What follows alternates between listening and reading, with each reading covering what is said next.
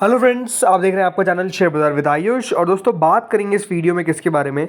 NSDL, एमएनबी engineering और Shri lotus, इन तीनों main board IPOs के अलॉटमेंट स्टेटस के बारे में इस एक ही वीडियो के अंदर दोस्तों हम अलॉटमेंट के बारे में बात कर लेंगे। इसमें हम समझेंगे किस तरीके से अलॉटमेंट चेक करना है, कौन सी वेबसाइट पर अलॉटमेंट आता हुआ दिखेगा, और सबसे बड़ी बात यहाँ पर अगर अलॉटमेंट आता हुआ दिख रहा है हमको तो क्या कोई बिड रिजेक्शन का भी खतरा है। ये सारी चीज़ें दोस्तों इस वीडियो में हम बात करेंगे, तो आप लोग देखिएगा वीडियो को पूरा ज़रूर। तो शुरुआत दोस्तों एनएसडीएल से करते हैं। आपको मैं सब्सक्रिप्शन भी बता देता हूँ ताकि आपको पता चल सके कि अलॉटमेंट के चांसेस क्या है। तो दोस्तों एनएसडीएल आईपीओ याद रखिए, अगर आपको अलॉटमेंट मिलता है तो 800 का एक शेयर मिलेगा। टोटल 18 शेयर्स मिलते हुए नजर आएंगे आपको इन अ सिंगल लॉट। यह आईपीओ दोस्तों एक पूरा का पूरा ओएफएस था। अब जो सब्सक्रिप्शन यहाँ पर आता हुआ दिखा था वो करीबन इस तरीका से था कि करीबन क्यूआईबी कैटेगरी 104 गुना के आसपास सब्सक्राइब हुई। बट हमको याद रखिएगा मतलब रहता है एचएनआई और रिटेल से। तो एचएनआई पोर्शन टोटल सब्सक्राइब हुआ था 34.98 टाइम, और इसमें जो बिग एचएनआई कैटेगरी थी वो सब्सक्राइब हुई थी भाई 37.73 टाइम्स। कुल मिलाकर एचएनआईज ने इस आईपीओ में 21 करोड़ रुपये लगाए थे, जिसमें बिग एचएनआई ने 15,000 करोड़ रुपये लगाए थे। अब अगर आपने बिग एचएनआई कैटेगरी में अलॉटमेंट आपको चाहिए तो एक बात ध्यान रखिएगा, अलॉटमेंट इस कैटेगरी में मिलेगा ऑलमोस्ट 6.9 में से एक को। आप कह सकते हैं राउंड ऑफ करके कि हर 7 में से एक व्यक्ति को याद रखिएगा बिग एचएनआई के अंदर अलॉटमेंट मिलने वाला है। वही small HNI portion 29 time subscribe हुआ था। एप्लीकेशन वाइज सब्सक्रिप्शन करीबन 26.63 टाइम्स था। तो यहाँ पर हर 26.63 में से याद रखिएगा एक को अलॉटमेंट मिलता हुआ दिखेगा। इस तरीके की पॉसिबिलिटी रहेगी स्मॉल एचएनआई के अंदर। रिटेल पोर्शन दोस्तों टोटल मिलाकर 7 गुना सब्सक्राइब हुआ 7.76 टाइम्स, करीबन 10 करोड़ रुपए रिटेल की तरफ से आ गए, 10 करोड़ से भी ज़्यादा। But retail category application wise जो सब्सक्राइब हुई वो 4.8 टाइम्स थी, यानी मोटा मोटी आप मान के सकते हैं कि हर 5 में से एक को अलॉटमेंट मिलेगा रिटेल कैटेगरी के अंदर। एम्प्लॉय पोर्शन 15 गुना सब्सक्राइब हुआ, राइट, एम्प्लॉयज़ को छोड़ देते हैं। और टोटल इस तरीके से आईपीओ 41 टाइम सब्सक्राइब हुआ। तो होपफुली आपको ये तो समझ में आ गया कि अलॉटमेंट कितने में से कितनों को मिलेगा in the retail category, HNI category in NSDL IPO. तो ये तो पहला आईपीओ हो गया। दूसरा आईपीओ दोस्तों जो था वो है दोस्तों Shri lotus, right. Shri lotus IPO को भी अलॉटमेंट आज के दिन आएगा। याद रखिएगा ये आईपीओ आपको 1 अगस्त तक ओपन रहता हुआ नजर आया था। बाकी अलॉटमेंट का दिन आज है। 150 रुपये का आपको एक शेयर मिलता हुआ दिखेगा। टोटल 100 शेयर आपको मिलेंगे इन अ सिंगल लॉट। यह आईपीओ दोस्तों टोटल मिलाकर 792 करोड़ का था। जो सब्सक्रिप्शन यहाँ पे आता हुआ दिखा वो कुछ ऐसा था कि क्यूआईबी कैटेगरी ने 175 गुना इस आईपीओ को सब्सक्राइब किया।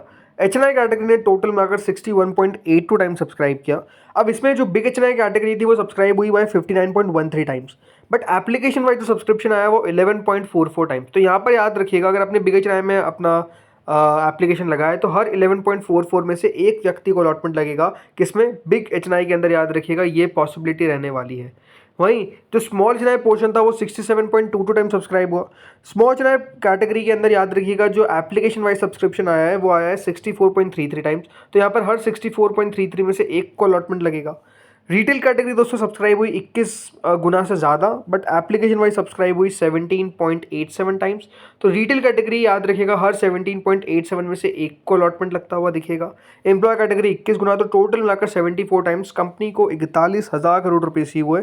यहाँ पर भी देखिए शानदार तरीके से आप कह सकते हैं सब्सक्रिप्शन आता हुआ दिखा, और यहाँ पर भी हमने समझ लिया कि कितने में से कितनों को अलॉटमेंट लगेगा।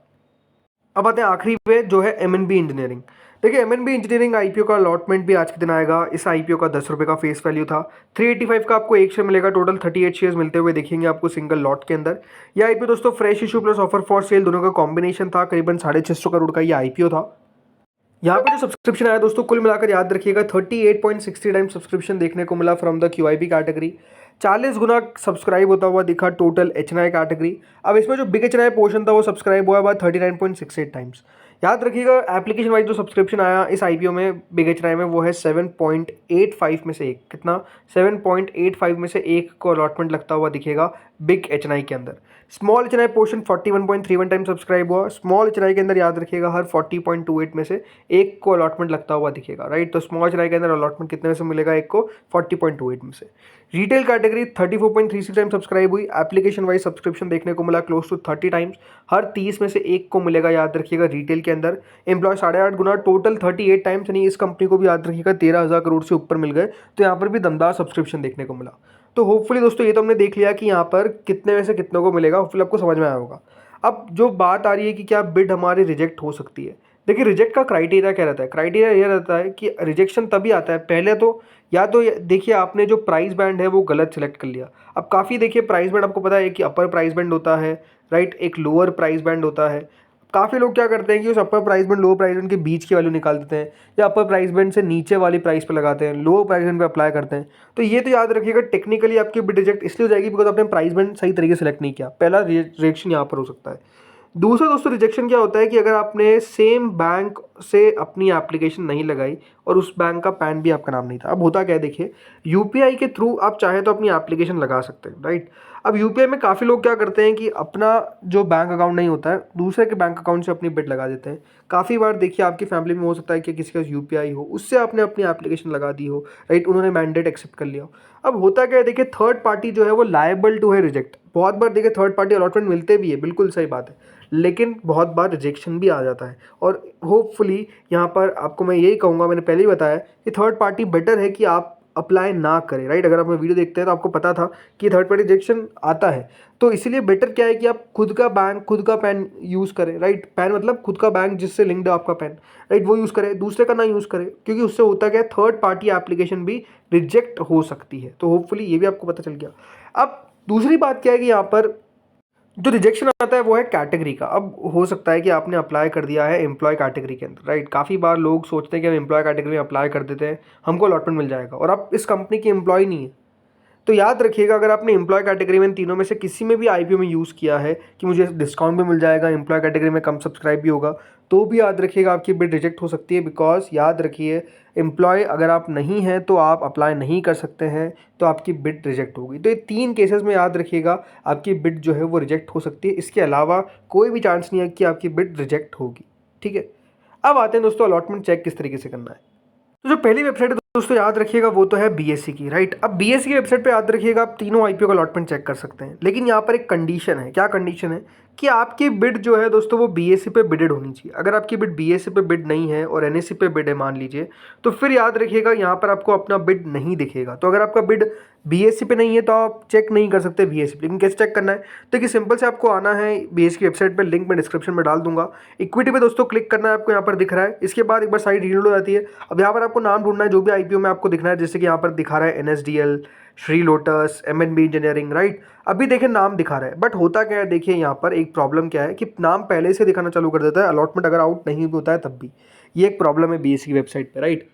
सी अलॉटमेंट का कोई फिक्स टाइम नहीं है कि इस बजे अलॉटमेंट आ ही जाता है, लेकिन ये देखा गया है कि मेजरली 10 PM के बाद दोस्तों अलॉटमेंट जो है वो आउट होता है। तो मैं आपको ये कहूँगा कि रात के 10 बजे के बाद चेक करना चालू करिएगा आप, तभी जाकर आपको अलॉटमेंट पता चल पाएगा। अब यहाँ पर दोस्तों बीएस की वेबसाइट पे जैसे मैंने श्री लोटस को सिलेक्ट कर लिया, यहाँ पे आपके पास 2 ऑप्शन है, एप्लीकेशन या फिर पैन नंबर। कुछ भी एक फिल कर दीजिए, आई एम नॉट रोबोट पे क्लिक कर दीजिए, कैप्चा पे क्लिक कर दीजिए और सर्च पे क्लिक कर दीजिए। अगर आपकी बिड यहाँ पर नहीं लिखी होगी तो आपको दिखा देगा नो रिकॉर्ड फाउंड। और अभी अगर आप चेक कर रहे हैं 10 बजे से पहले पहले, तो मैं आपको ये कह रहा हूँ कि आपको दिखाएगा नो रिकॉर्ड फाउंड। इसका मतलब ये नहीं है कि आपको अलॉटमेंट नहीं मिला, इसका मतलब ये कि अभी तक अलॉटमेंट की प्रक्रिया शुरू नहीं हुई।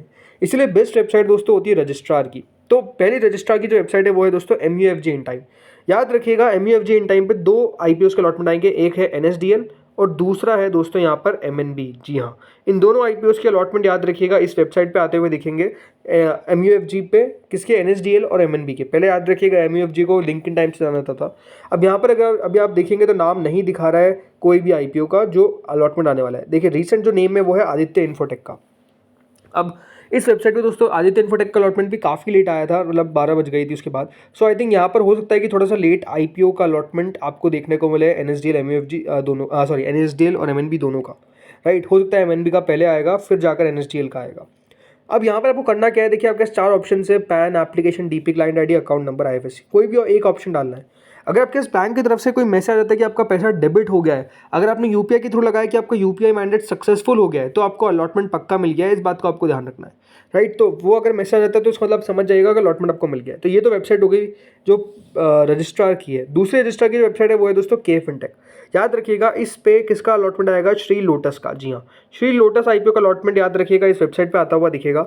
अब यहाँ पर अगर मैं नाम ढूंढूंगा तो नाम कहीं भी नहीं दिखा रहा है जो आईपीओ हमको ढूंढना है, राइट। जो यहाँ पर नाम दिखा रहा है वो है ब्रिगेड होटल वेंचर्स का, राइट। तो यहाँ पर आपके पास 3 ऑप्शन है again, application, demat, pan, right. Pan पे आप क्लिक कर देना, और एप्लीकेशन पैन पर क्लिक करेंगे तो आपको सिर्फ पैन नंबर डालना है, कैप्चा डालना है, सबमिट कर देना है, आपको पता चल जाएगा अलॉटमेंट आपको मिला है कि नहीं मिला है। के फिनटेक थोड़ी सी फास्ट वेबसाइट है MUFG से, तो हो सकता है कि आपको श्री लोटस का अलॉटमेंट सबसे पहले आता हुआ दिख जाए।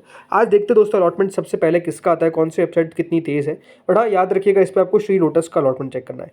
इन तीनों वेबसाइट के लिंक जो है मैंने वो डिस्क्रिप्शन में डाल दिए, तो आपको मिल जाएगा अलॉटमेंट स्टेटस, अगर आपको इन लिंक्स पर जाकर चेक करना है। जैसे अलॉटमेंट आउट होगा दोस्तों हम कम्युनिटी पे अपडेट कर देंगे कि अलॉटमेंट आउट हो चुका है, तो आप चैनल को सब्सक्राइब और नोटिफिकेशन बेल को प्रेस करके रखिएगा ताकि आपको पता चल सके कि आपको अलॉटमेंट मिला है या फिर नहीं। तो दोस्तों इस वीडियो में इतना ही था, होपफुली वीडियो बढ़िया लगा होगा। अगर अच्छा लगा तो लाइक कर देना, चैनल से पहली बार जुड़े हो सब्सक्राइब कर देना। Thank you friends for watching this video.